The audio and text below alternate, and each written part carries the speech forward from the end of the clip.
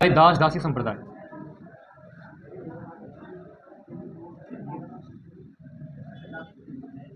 प्रवर्तक मानी जाती है इनकी मीराबाई।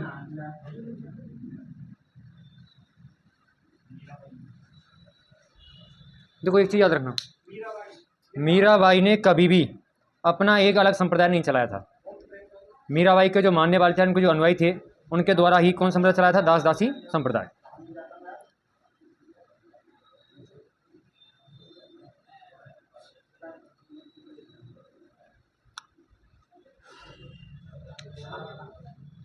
जन्म जन्म हुआ था इनका कुड़की गांव,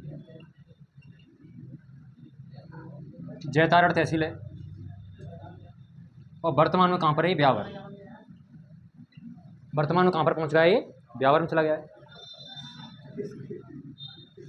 अगर मैं इनके पिता की बात करूं तो पिता का नाम था रतन सिंह राठौड़ और माता का नाम था वीराबाई। क्या नाम था? वीर कुमारी बोलते हैं, कोई वीराबाई बोल देते हैं इनको, ठीक है। तो पिता का नाम रतन सिंह राठौड़, माता वीरा कुमारी, कई जगह लिखा मिल जाता है हमको वीराबाई।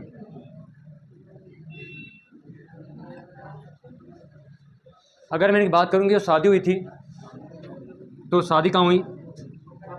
शादी हुई इनकी भोजराज के साथ,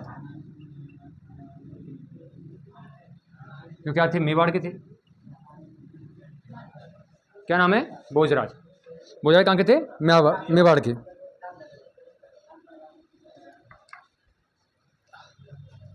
अगर बात करें तो और राणा संगा के क्या थे? बड़े पुत्र थे।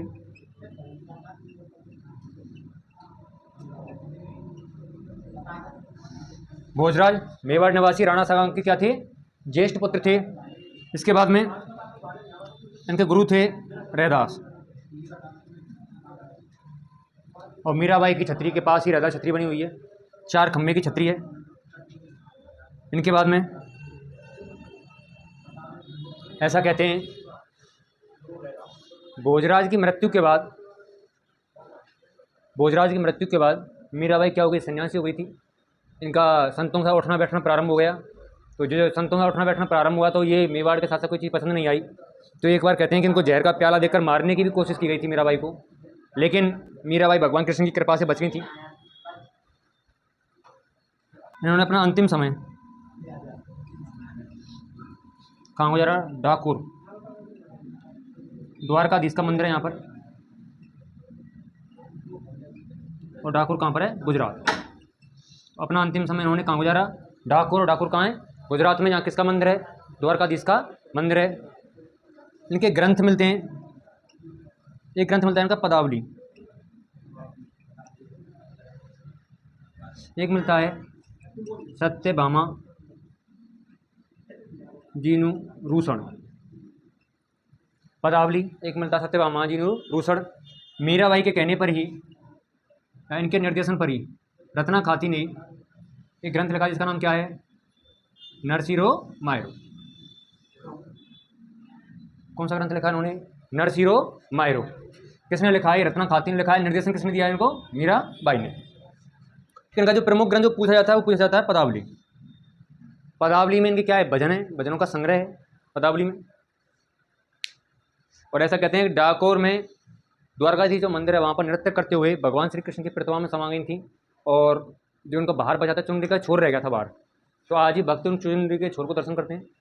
उदय सिंह ने एक बार इनको बुलाने के लिए यहाँ से लोग भेजे थे, अपने एक शिष्टमंडल भेजा था। कहाँ से? मेवाड़ से, ठीक है। प्रवर्तक कौन थे? दादू दयाल। जन्म कहाँ हुआ इनका? अहमदाबाद में। जन्म हुआ इनका अहमदाबाद में। देखो दो इनके ऑथेंटिक मिलते हैं जन्म की डेट। एक तो मिलता है चैत्र शुक्ल अष्टमी मिलता है, लेकिन कई किताबों में भादों शुक्ल अष्टमी दे रखा है, ठीक है। इसके बाद दादू जी कहाँ आते हैं? राजस्थान आते हैं, और राजस्थान में अपना प्रथम उपदेश देते हैं कहाँ पर? सांबर में। प्रथम उपदेश कहाँ दिया उन्होंने? सांबर। दादू जी के जो ग्रंथ लिखे गए उनकी भाषा कैसी है? सदुक्कड़ी। सदुक्कड़ी क्या होती है? हिंदी मिश्रित ढूंढाड़ी भाषा को क्या बोला जाता है? सदुक्कड़ी। यानी आधी हिंदी होती है और आधी क्या होती है उसमें? ढूंढाड़ी भाषा। और ढूंढाड़ी कहाँ पर बोली जाती है? जयपुर में। ठीक है।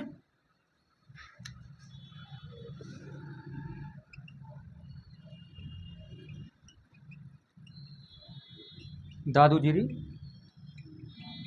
बाड़ी। अगर मैं बात करूं भाषा की, तो भाषा कौन सी है? सदुक्कड़ी। सदुक्कड़ी भाषा है हिंदी मिश्रित ढूंढाड़ी को क्या बोलते हैं? सदुक्कड़ी बोला जाता है। तो हिंदी मिश्रित ढूंढाड़ी क्या बोली जाती है? सदुक्कड़ी बोली जाती है।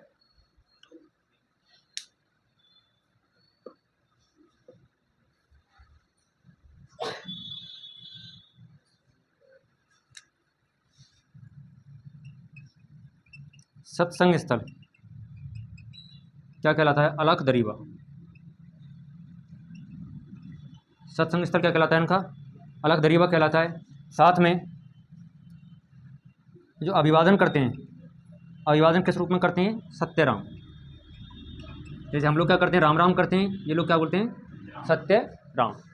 और इनकी एक विशेषता और है कि दादूपंथी कभी अपने शवों को जलाते नहीं है, ना ही दफनाते हैं, बल्कि जंगलों में खुला छोड़ देते हैं पशु पक्षियों के लिए।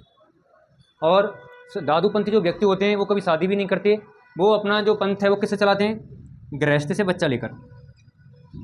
गृहस्थ से बच्चा लेकर क्या चलाते हैं? अपना पंथ चलाते हैं। यानी ये लोग कभी शादी नहीं करते, और शादी नहीं करते तो फिर पंथ कैसे आगे बढ़ेगा? तो पंथ आगे बढ़ाने के लिए क्या करते हैं? जो गृहस्थ लोग होते हैं उनसे क्या ले लेते हैं? बच्चा गोद ले लेते हैं, और उनको क्या बना देते हैं? अपने पंथ का प्रमुख बनाते चलते हैं। ठीक है।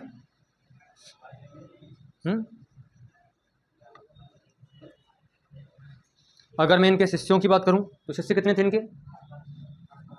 नहीं, शिष्य थे इनके 152। प्रमुख शिष्य कितने थे? प्रमुख शिष्य थे 52। जिनको क्या बोला जाता है? इनको स्तंभ भी कहा जाता है। जो इनके 52 शिष्य थे इनको क्या बोला जाता है? स्तंभ भी कहा जाता है। टोटल कितने थे? 152। ठीक है। इसके बाद में जब दादू जी की मृत्यु हुई थी, कहाँ पर? नारायणा। मृत्यु कहाँ हुई है? नारायणा। और नारायणा में ही क्या है? मुख्य फीट है किसकी? दादू पंथ की। दादू पंथ की मुख्य फीट कहाँ हो गई? नारायणा। दादू पंथ की मुख्य फीट कहाँ पर है? नारायणा, जयपुर। फुलेरा के पास है नारायणा।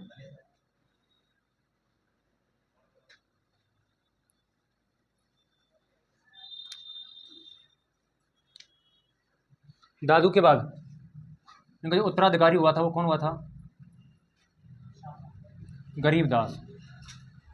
कौन होता है? गरीब दास हुआ। कौन हुआ इनका उत्तराधिकारी? और दादू का एक उपनाम मिलता है क्या? राजस्थान का कबीर। ठीक है। तो राजस्थान का कबीर कहते हैं किसको? दादू को। और इस पंथ की कितनी शाखाएं हैं? 5 शाखाएं हैं। इसमें एक है खालसा। संस्थापक कौन थे इसके? गरीबदास। एक है नागा। इसके प्रवर्तक कौन थे?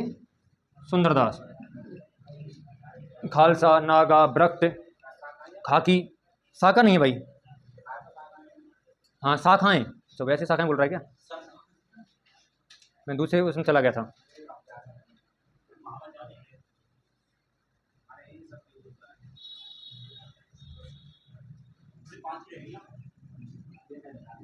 उत्तराधि या स्थानधारी इसके थे बनवारी दास। 1 2 3। एक होता है ब्रक्त, और एक होता है कौन सा? खाकी। कौन शाखा होती है इनकी? खाकी। तो खालसा, नागा, उत्तराधि, स्थानधारी, और एक है ब्रक्त और एक है खाकी। ब्रक्त मतलब घूमने वाले, खाकी। और दादू जी के जो भक्त होते हैं या जो अनुयायी होते हैं, जो हिंदू और मुसलमान को समान मानते हैं, उनको बोला जाता है निपक। नेपक। नेपक। नेपक होता है जो हिंदू या मुस्लिम समन्वय की क्या करते हैं? समन्वय की बात करने वाले दादूपंथी क्या कहलाते हैं? नेपक। ठीक है। और यदि आए कि अकबर से मुलाकात करने वाले कौन थे? अकबर से की थी, जहांगीर से की थी उन्होंने? अकबर से। जब अकबर कहाँ जा रहा था? फतेहपुर सीकरी जा रहा था, तो उस टाइम पर मिल के आए थे कौन? दादू जी।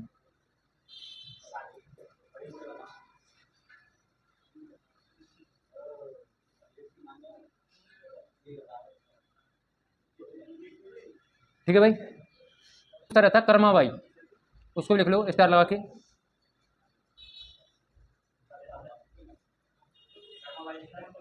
कर्माबाई का जन्म स्थान जो आता है वो आता है कौन सा? कालवा गांव, मकराना में। कृष्ण भक्त थी ये कर्माबाई, कृष्ण भक्त थी। नहीं, अलग है इससे भाई, अलग है इससे। कर्माबाई कौन थी? कृष्ण भक्त थी। जन्म और मंदिर दोनों उनका कहाँ पर है? कुलवा में, कुलवा कालवा मकराना।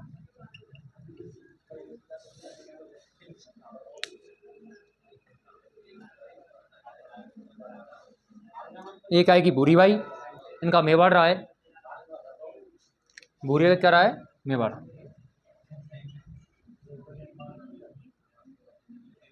ये भी कृष्ण भक्त रही हैं।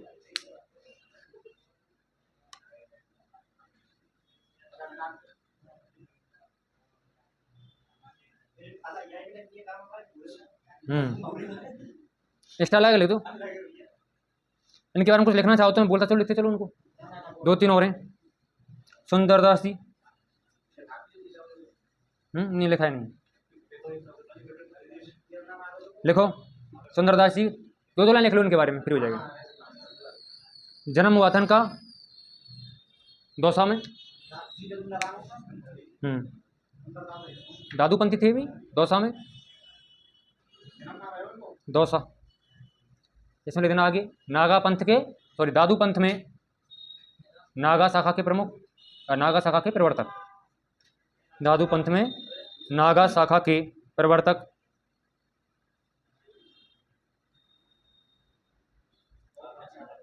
और इसमें लिखो राजस्थान के एकमात्र संत, राजस्थान के एकमात्र संत जिन्होंने क्या लिखा है? इन्होंने कवित्त सवैया, पिंगल भाषा में लिखा है इन्होंने। कौन सा ग्रंथ है? कवित्त संत, जिन्होंने कवित्त सवैया,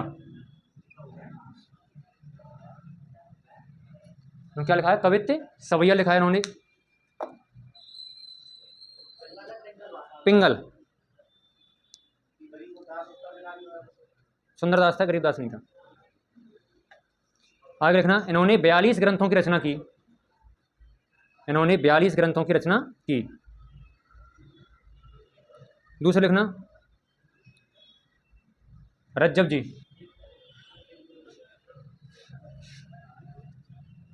रज्जब जन्म लिख देना सांगानेर जयपुर, सांगानेर जयपुर। पठान परिवार में थे रज्जब जी। सांगानेर जयपुर।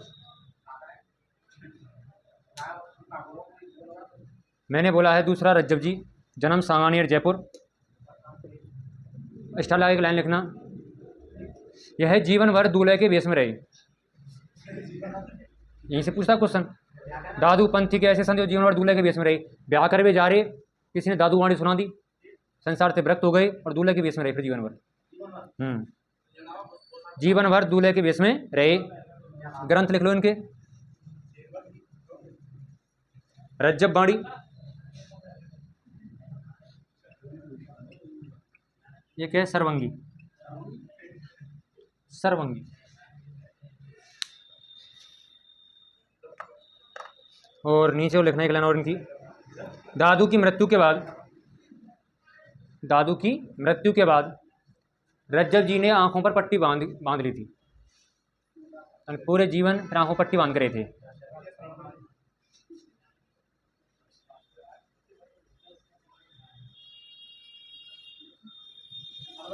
बालिंद जी, बालिंद जी, इनके बारे में लिखना है। हिरण का शिकार करते समय, हिरण का शिकार करते समय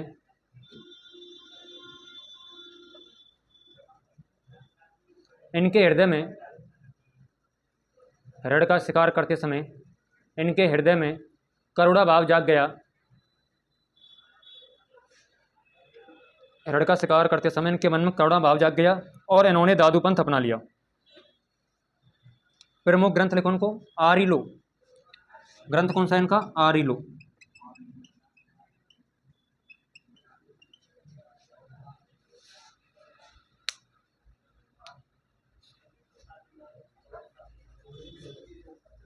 अगला लिखो गरीबदास। 5 प्रमुख शिष्य, 5 के नाम लिख लो। अगला है गरीबदास। देखो यह है दादू जी के ज्येष्ठ पुत्र थे। गरीबदास यह है दादू जी के ज्येष्ठ पुत्र थे। और मृत्यु के बाद क्या बने थे? उनके उत्तराधिकारी बने थे। खालसा पंथ के क्या थे? प्रवर्तक थे। आगे लिखो इसमें ग्रंथ लिखो उनके। आध्यात्म प्रबोध।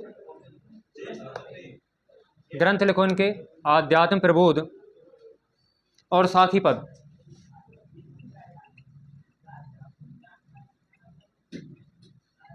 आध्यात्म प्रबोध और दूसरा कौन सा है? साखी पद।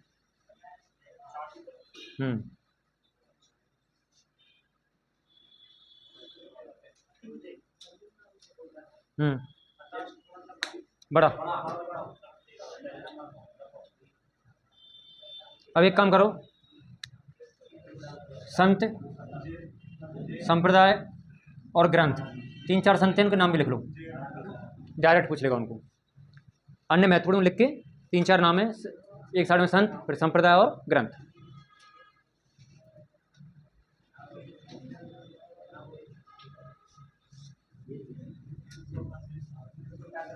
संत में लिखना नवल दास जी। नवल दास जी। संप्रदाय कौन सा है इनका? नवल संप्रदाय।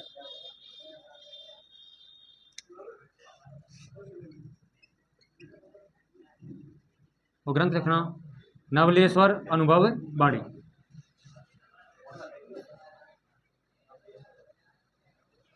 अगला लिखो स्वामी लालगिरी। स्वामी लालगिरी। और संप्रदाय कौन सा है इनका? अलखिया संप्रदाय। अलखिया संप्रदाय।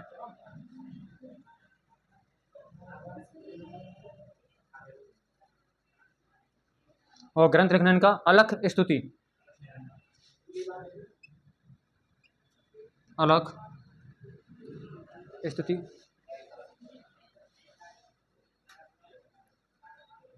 अगर लिखना संत दास जी। संत दास जी। संप्रदाय कौन सा है? गूदड़। गूदड़ संप्रदाय।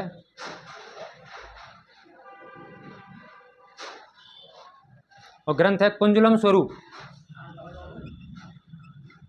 कुंजलम स्वरूप क्या इनका ग्रंथ है।